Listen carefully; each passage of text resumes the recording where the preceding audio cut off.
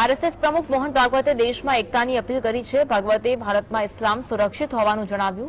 ભાગવતના નિવેદનને અમેરિકામાં કોંગ્રેસના નેતા રાહુલ ગાંધીએ પણ ટાંક્યું હતું। રાષ્ટ્રીય સ્વયંસેવક સંઘના સરસંઘચાલક મોહન ભાગવતે હિન્દુ મુસ્લિમ એકતાની વાત કરતા વિવાદના સ્થાને સંવાદનો માર્ગ અપનાવવાની અપીલ કરી છે। ભાગવતે કહ્યું છે કે અલગ દેખાય છે એટલે અલગ છે, આ ભાવ ન રહે તો દેશ તૂટત नहीं। पूरे दुनिया में इस्लाम का आक्रमण हुआ, स्पेन से मंगोलिया तक छा गया। धीरे धीरे कालक्रम में वहां के लोग जागे, उन्होंने आक्रमणकारियों को परास्त किया, तो अपने कार्यक्षेत्र में इस्लाम सिकुड़ गया। सब ने सब बदल दिया। अब विदेशी तो यहां से चले गए, लेकिन इस्लाम की पूजा कहां सुरक्षित चलती? यहीं सुरक्षित चलती है। कितने दिन हुए, कितने शतक हुए, ये चल रहा है सहजीवन। जो एकता और अखंडता की बात कर रहे हैं, भले अपने अंदर तो लाएं, उसके बाद देश के बारे में कुछ कहें। आरएसएस और भाजपा में अंतर क्या है?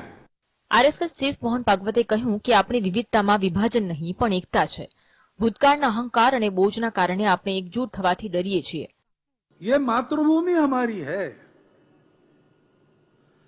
ये भूल कर हमारी पूजाएं अलग अलग है, दो चार विदेशी भी है, फिर भी एक समाज के नाते हम इस देश के हैं। हमारे पूर्वज इस देश के पूर्वज हैं। इस वास्तविकता को क्यों हम स्वीकार नहीं कर पा रहे हैं? हमारी जो विशिष्टता है, विविधता है, वो हमारे अलगाव का कारण बनती नहीं, बाकी दुनिया में बनती है, लेकिन हमारे देश में प्राचीन समय से सबको समन्वय के साथ चलाने वाली संस्कृति विद्यमान है। अपने देश की एकता, अखंडता, एकात्मता को कायम रखना ये हम सबका प्रयास होना चाहिए, और अगर उसमें कुछ कमी है तो सबने मिलकर ठीक करना चाहिए। केवल दोषारोपण से काम थोड़ी चलने वाला है, लेकिन ऐसा होता हुआ दिखाई देता है।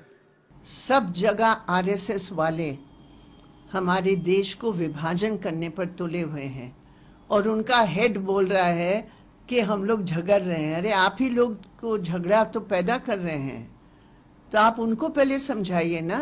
आप अपने प्रचारकों को समझाए जो मुंह खोलकर ही नफरत की आवाज उनसे निकलती है।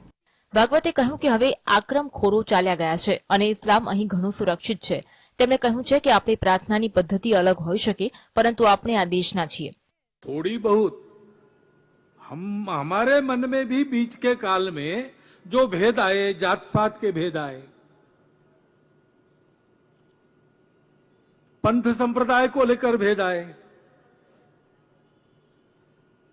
कुछ संप्रदाय बाहर से आए, उनके लाने वाले जो बाहर से थे उनके साथ हमारी लड़ाइयां हुई, लेकिन अब वो बाहर वाले तो चले गए, सब अंदर वाले हैं। तो उन बाहर वालों का संबंध भूलकर इस देश में रहना, और अभी भी वहां के प्रभाव में यहां जो लोग हैं वो बाहर वाले नहीं, वो अपने ही है, ये समझ के उनके साथ व्यवहार करना। अगर उनके सोचने में कोई कमी है तो उनका योग्य प्रबोधन करना हम सबकी जिम्मेवारी है। સંઘ પ્રમુખ મોહન ભાગવતે કહ્યું કે આપણે સીમા પર બેઠેલા શત્રુઓને આપણી શક્તિ દેખાડી રહ્યા નથી, પરંતુ પરસ્પર લડી રહ્યા છીએ અને ભૂલી રહ્યા છીએ કે આપણો દેશ એક છે। તેમણે કહ્યું કે ભારતે વૈશ્વિક આર્થિક સંકટ અને કોવિડ-19ની મહામારી દરમિયાન તમામ દેશોમાં સૌથી સારું પ્રદર્શન કર્યું છે। G20ની અધ્યક્ષતા મળવાને ભાગવતે ગૌરવની વાત પણ ગણાવી છે। Bureau report.